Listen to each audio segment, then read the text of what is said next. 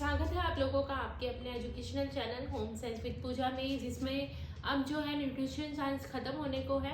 कल की ही जो छोटी सी हमने डिटेल क्लास नहीं दी थी मंडे को, कोई रीज़न था और उसी में आपको बता दिया था कि ऊर्जा और उसके बाद मेन्यू का एक और रहेगा टॉपिक, उसके बाद में आपका टेक्सटाइल शुरू कराया जाएगा। आज हम बात करेंगे एनर्जी के बारे में। और क्लास शुरू करने से पहले आप सभी को हैप्पी दीपावली। आप सभी की जो आशा है कि आपकी सभी की दीपावली जो है अच्छी और शुभ रही होगी और आप जो है उस समय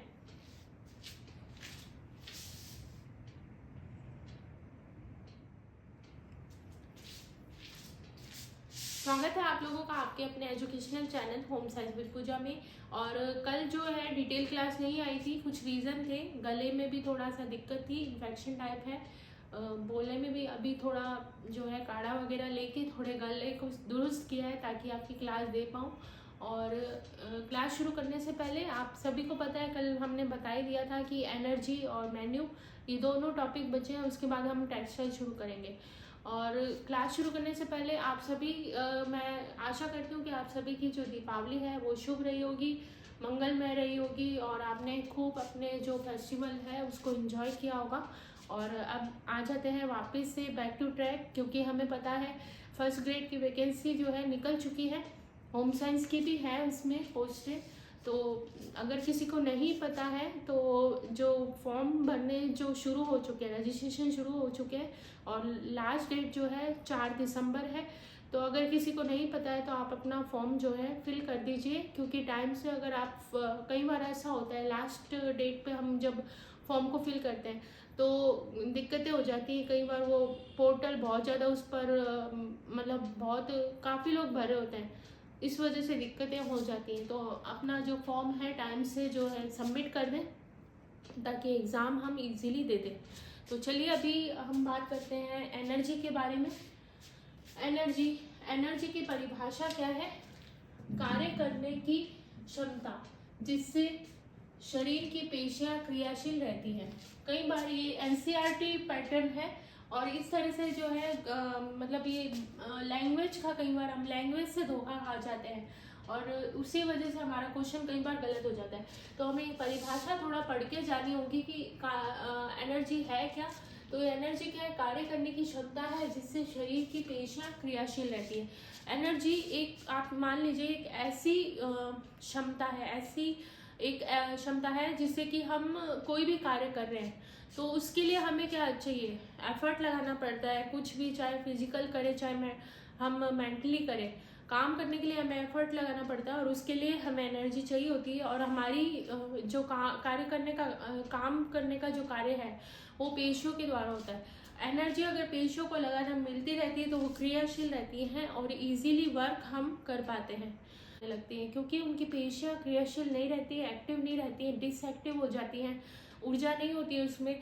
कुछ समय तो चल जाता है, क्योंकि हमें पता ही है कि जो ग्लूकोज है वो ग्लाइकोजन के रूप में हमारी जो ये लीवर में इकट्ठा हो जाती है, ब्लड में भी हमारी जो है वसा वगैरह इकट्ठी होती है, वही हमारा काम आती रहती है। इसी वजह से व्रत में हम इजीली काम कर पाते हैं। 1-2 दिन भी व्रत कर रहे हैं तो भी इजीली हम काम कर पाते हैं, क्योंकि वो वाली ऊर्जा जो स्टोर हुई हुई है शरीर में उस समय वो काम में आती है। और जब ये स्टोर हुई हुई ऊर्जा भी खत्म हो जाती है तो हमारी जो पेशियां हैं वो क्रियाशील नहीं रह पाती है और हम कोई भी काम नहीं कर पाते। तो कार्य करने के लिए हमें ऊर्जा की जरूरत होती है। एनर्जी के मेन कंपोनेंट क्या है? मेन कंपोनेंट मैक्रो न्यूट्रिएंट जो है वही होते हैं कार्बोज, प्रोटीन और वसा।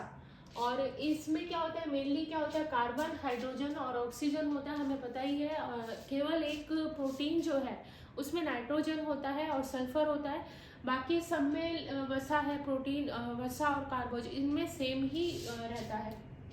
नेक्स्ट है ऊर्जा भोजन में संबंध क्या है ऊर्जा और भोजन में? तो ये तीनों क्या है, मैक्रो न्यूट्रिएंट में क्या होता है, कार्बन, हाइड्रोजन, ऑक्सीजन होता है। और जब इन तीनों का पाचन होता है और उसका शोषण यानी अवशोषण होता है और उसका मेटाबॉलिज्म होता है तो उससे हमें ऊष्मा प्राप्त होती है। और एक ही फैक्ट आपको ध्यान रखना है,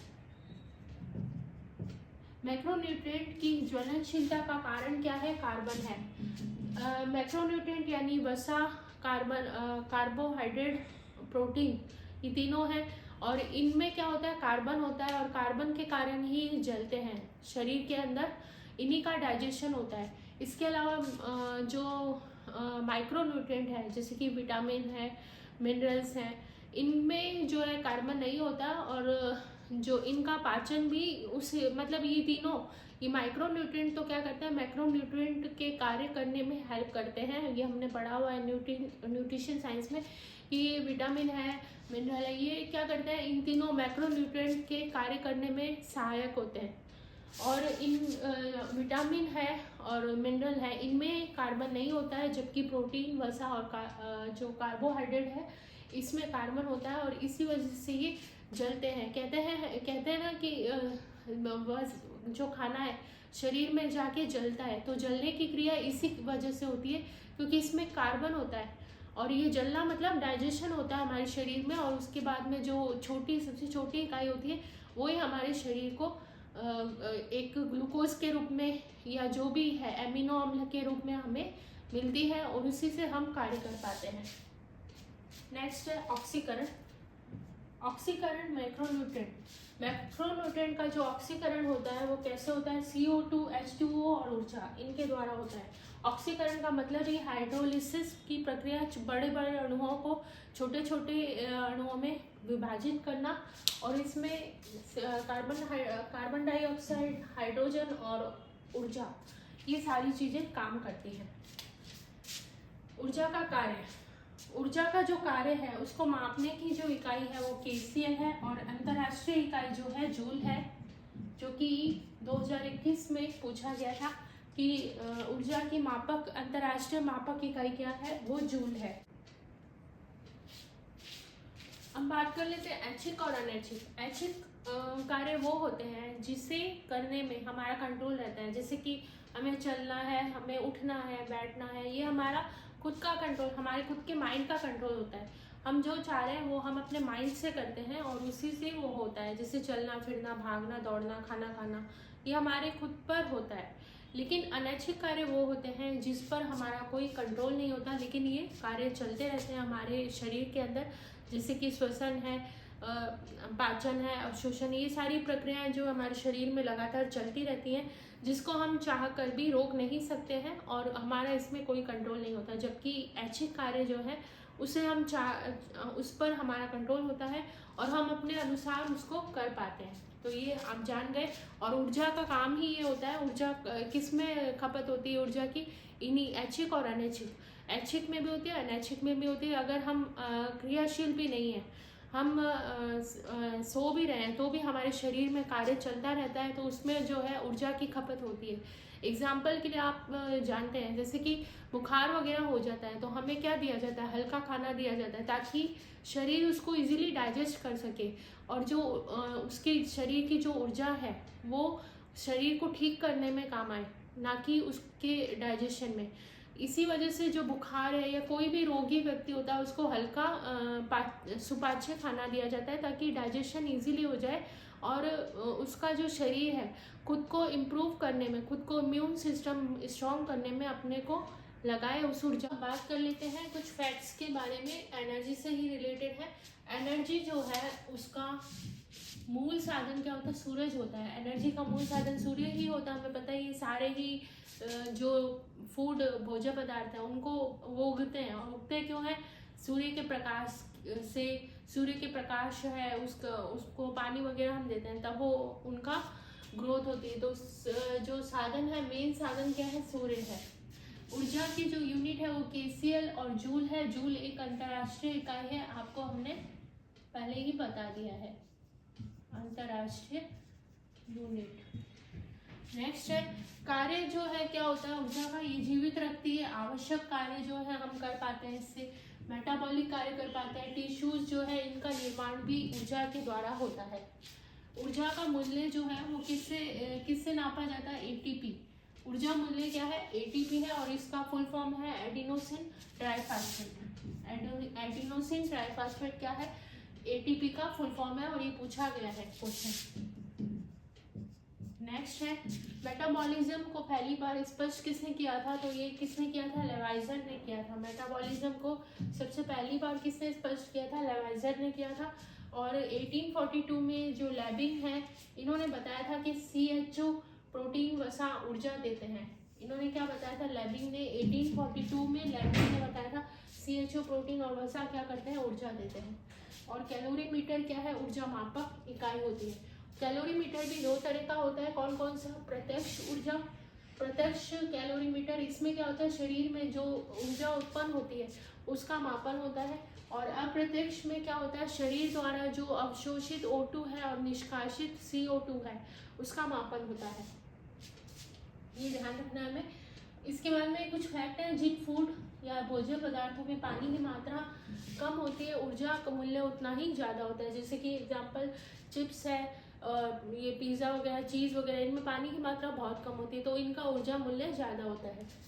जिनमें पानी की मात्रा ज़्यादा होती है उनका ऊर्जा मूल्य कम होता है। विटामिन वाले जितने भी भोज्य पदार्थ हैं, सब्जियां वगैरह हैं, उनमें पानी की मात्रा ज़्यादा होती है, इसी वजह से उनका जो ऊर्जा मूल्य, कैलोरी मूल्य होता है वो 0 के बराबर होता है या 0 ही होता है।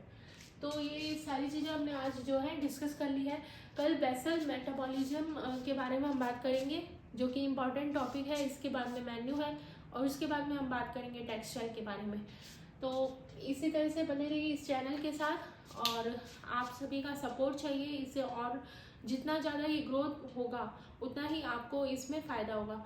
तो ये आप पर है, आप इसको कितना बढ़ा पाते हैं और कितना कर पाते हैं। अगर आप वीडियोस देख रहे हैं, रेगुलर क्लास अटेंड कर रहे हैं, आपको समझ में आता है, तो आपको इसको सब्सक्राइब करके नोटिफिकेशन बेल को ऑन कर देना चाहिए ताकि आपको जितनी भी क्लास है उसका नोटिफिकेशन तुरंत मिल जाए और आप फटाफट अपनी तैयारी अच्छे से कर पाएँ।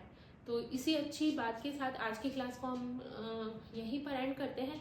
कल हम बात करेंगे ये ऊर्जा से ही रिलेटेड बेसल मेटाबॉलिक रेट जो है उसके बारे में भी, और अगर हो सका तो मेन्यू के बारे में भी कल की क्लास में हम डिस्कस करेंगे। कल लास्ट क्लास है वेडनेसडे को। उसके बाद में कोशिश रहेगी कि PYQ जो है छोटे छोटे आपको मिल जाए ताकि लगातार आपकी तैयारी अच्छी रहे और अपने लेवल को भी आप चेक करते रहें। तो इसी तरह से बने रहिए आपके अपने educational channel home science with Puja के साथ, जिसका मूल मंत्र है ऑलवेज सक्सेस। मिलते हैं कल की क्लास में। Thank you so much.